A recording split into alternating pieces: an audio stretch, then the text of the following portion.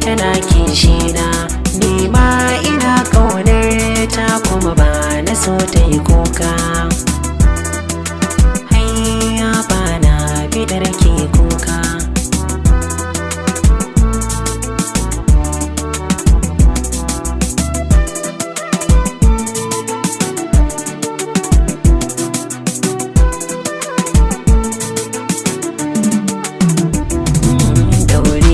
Bari yakana shi alkhairai ba a ɓoyewa, tushe kunnuwa da batun mutane masu san rabawa.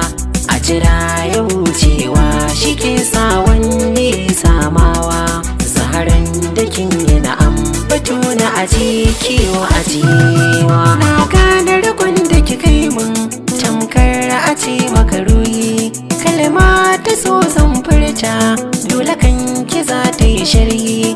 Zo ga guri zo ki zauna faɗa maki sirrin ruhi, ƙaunar ki tafi jikina da jini da maciciyata, ki nake wa kyawun fata. Allah ya kai mu faɗi auren mu za a faɗi, zuciya ta bar da daɗi mai manna takin zamo matata.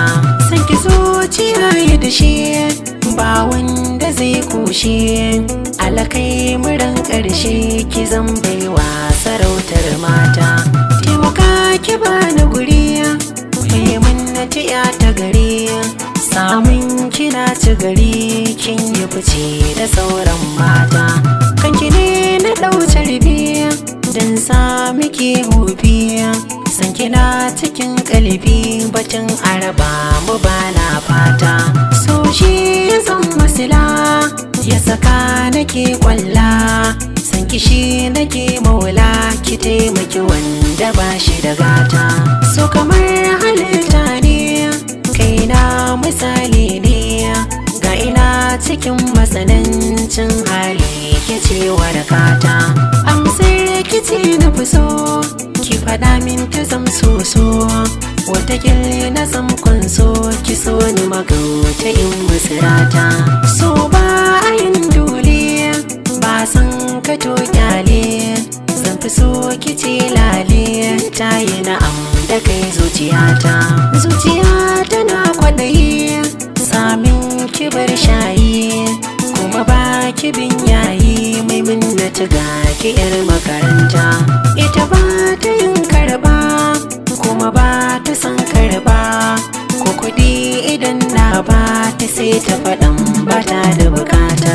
Zuci san ki ba adadi na rasa ki ba madadi, sai na ishe wa'adi cikin kabari na zane na kwanta.